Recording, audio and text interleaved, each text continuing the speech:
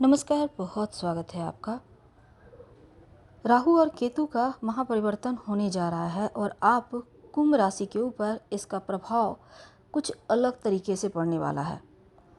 देखिए कुंभ वालों, लाइफ में क्या चाहिए? सफलता।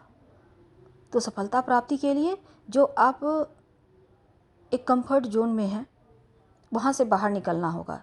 थोड़ा सा ठोकर खाना भी आवश्यक है, तभी तो आप आगे बढ़ेंगे।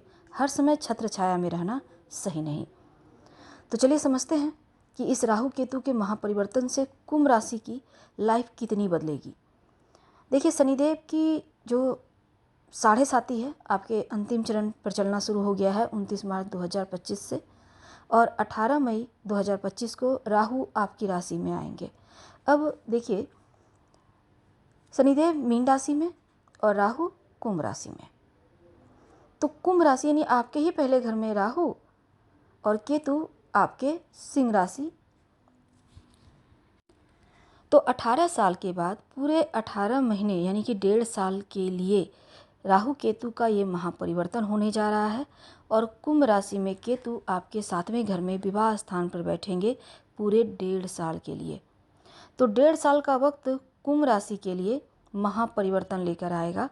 अब देखिए शनिदेव का परिवर्तन हो चुका है, आपकी राशि से निकलकर तीसरे चरण की साढ़े साती आपकी शुरू हो गई है और 14 मई को देवगुरु बृहस्पति भी राशि परिवर्तन कर मिथुन राशि में आएंगे।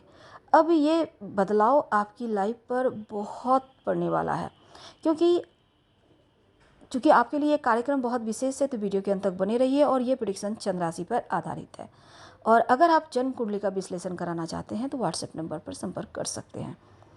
तो राहु केतु क्या है? छाया ग्रह हैं, हमेशा उल्टा ही चलते हैं।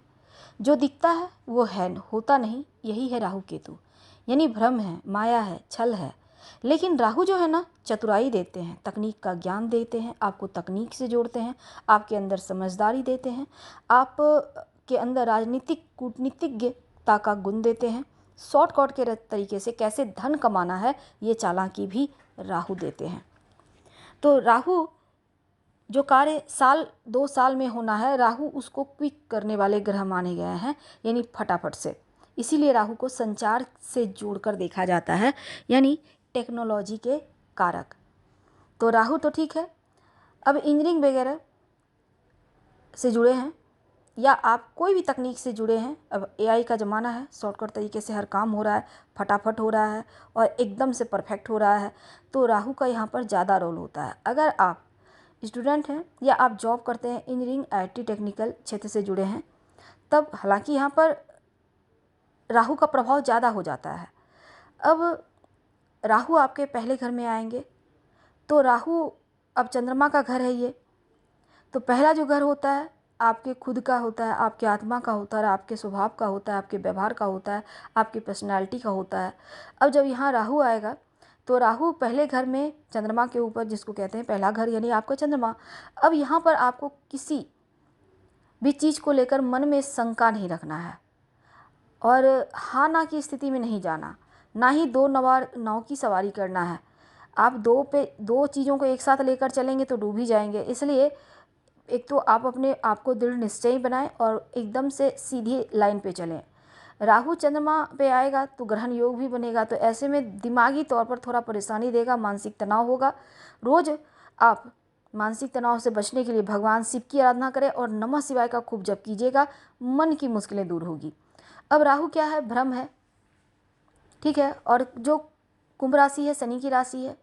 अब यहाँ पे चंद्रमा भी है तो थोड़ा तनाव होगा, ओवर थिंकिंग होगा, छोटी छोटी बातों को ज़्यादा विस्तार से सोचेंगे, तनाव लेंगे। हालांकि कुंभ वाले बड़े ही हार्ड वर्क करते हैं, लेकिन जब राहु यहाँ पर आता है ना तो भ्रम देता है, शंका देता है। तो मन में जो ये शंका है, डाउट्स है, इनसे बाहर निकलना होगा, मन को पॉजिटिव तरीके से आगे ले जाना होगा। और काम का जो तनाव है उसको लेकर आप ज़्यादा मत सोचिए, ज़्यादा सोचेंगे तो हर कार्य आपका बिगड़ेगा। भ्रम से बाहर रहिए, क्योंकि राहु भ्रम ही देता है। अब किसी चीज़ को लेकर आप बहुत ज़्यादा सोच रहे हैं तो ये क्या है? ये भ्रम है। होना जाना कुछ है नहीं, लेकिन अपने आप को बेवजह भ्रम में डाले हुए हैं। माया जाल है, इस माया जाल से आपको बाहर रहना होगा। हकीकत देखिए, समझिए और पॉजिटिव तरीके से आगे बढ़िए। अब लव रिलेशनशिप में है तो राहु जो है आपके 7वें भाव में और राहु आपकी सीधी दृष्टि सप्तम भाव में यहाँ केतु बैठे हैं, तो मैरिड लाइफ में केतु थोड़ा सा दूरियां दिखा रहा है, हालांकि आपके ऊपर 7.5 का अंतिम चरण भी है। तो अब देखिए, आपके अंदर रणनीति बनाने के बड़े गुण देगा राहु, टेक्निक से जोड़ेगा, सॉल्यूशन भी आपके पास होगा डाउट्स का। बस पॉजिटिव तरीके से आपको चीज़ों को लेना होगा, नाम रुतबा तभी बढ़ेगा। काम के स्थान पर तकनीक को आप शामिल करें तो आप खूब तरक्की करेंगे। जॉब करते हैं, बॉस को लेकर कभी कभी या साथ में काम करने वाले लोगों को लेकर आपको मन में डाउट्स आ सकते हैं, भ्रम आ सकते हैं, पर इन चीज़ों में मत पड़िए, पॉजिटिव सोच रखिए। पॉजिटिव सोच आपके भाग्य को बढ़ाएगा। अब राहु का दृष्टि भाग्य स्थान पर है, धर्म स्थान पर, तो आप धर्म की तरफ थोड़ा झुकिए, थोड़ा प्रैक्टिकल होकर चीज़ों को मानिए। और एक और चीज़ है कि देखिए, केतु आपके 7वें घर में है। केतु सप्तम भाव में रहेंगे तो वैवाहिक जीवन के मामलों में केतु लाइफ पार्टनर के मामलों में, रिलेशन के मामलों में कुछ न कुछ परेशानी देंगे, कमी महसूस करवाएंगे या दिखाई दिलवाएंगे। तो यहाँ पर आपको पॉजिटिव यहाँ भी सोच रखना है, और आप एक दूसरे के लिए बने हैं ये मन में रखें और पॉजिटिव सोच के साथ निभाइए।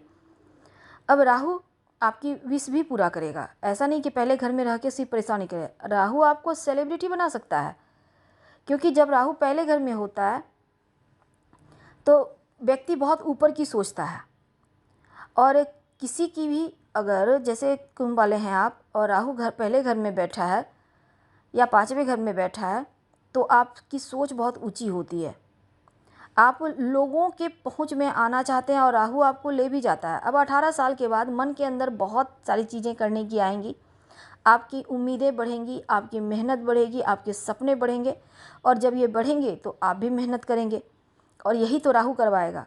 दिमाग में नए नए आइडियाज़ डालेगा, पहले की अपेक्षा आप कई गुना ज़्यादा तेज चलेंगे, आपका दिमाग चलेगा। राहु आपके पहले घर में बैठेंगे तो दिमाग को व्यस्त रखेंगे, मन काम में लगा रहेगा, और ख़ासकर संचार के माध्यम या फिर कह सकते हैं तकनीक से जुड़ेगा। तो अब ये समझ लें कि जो विद्यार्थी हैं, पढ़ाई लिखाई के मामलों में आप चेंजिंग कर सकते हैं, या कहीं और एडमिशन लेना चाहते हैं, कोई और कोचिंग ज्वाइन करना चाहते हैं, तो चेंज होगा आपकी पढ़ाई के मामलों में। स्कूल चेंज हो सकता है, कॉलेज चेंज हो सकता है, परिवर्तन का प्रयास करेंगे।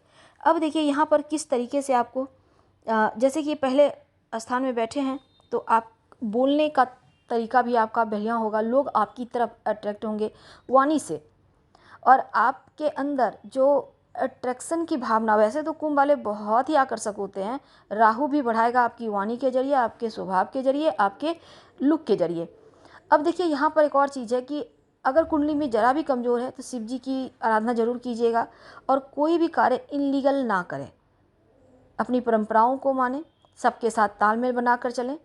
और राहु पहले घर में बैठने से देखिए, चूँकि राहु को एक अशुभ ग्रह माना गया है, इसलिए कभी कभी व्यक्ति के नकारात्मकता को बढ़ा देता है। तो जितना आप पॉजिटिव फल लेना है उतना ही ज़्यादा अपनों से जुड़े रहें, नकारात्मक चीज़ों से, नशा से खासकर दूर रहिएगा, क्योंकि व्यक्ति को राहु नशा में भी ले जाता है। तो जो जितने भी नशा करने वाले लोग हैं, ज़रूर उनका राहु ही गड़बड़ है। तो ऐसे में राहु को बेहतर करना है तो नशा वगैरह अगर करते भी हैं थोड़ा बहुत, उसको छोड़ ही दें। और केतु का परिवर्तन के लिए भी आपको बस करना क्या है, रोज़ हल्दी का तिलक माथे पे या कंठ पे या कलाई पे लगाएं, क्योंकि आपके विवाह स्थान में बैठा है तो थोड़ा सा वैवाहिक जीवन में दूरियां पैदा कर सकता है। और चूंकि आपके राशि के स्वामी शनिदेव हैं, ओम शं शनिश्चराय नमः रोज शाम में 5 बार जप कर लीजिएगा तो आपका कल्याण होगा। तो हम आपसे विदा लेते हैं। जानकारी अच्छी लगे तो लाइक कर सब्सक्राइब करें, शेयर करें, कमेंट करें। धन्यवाद।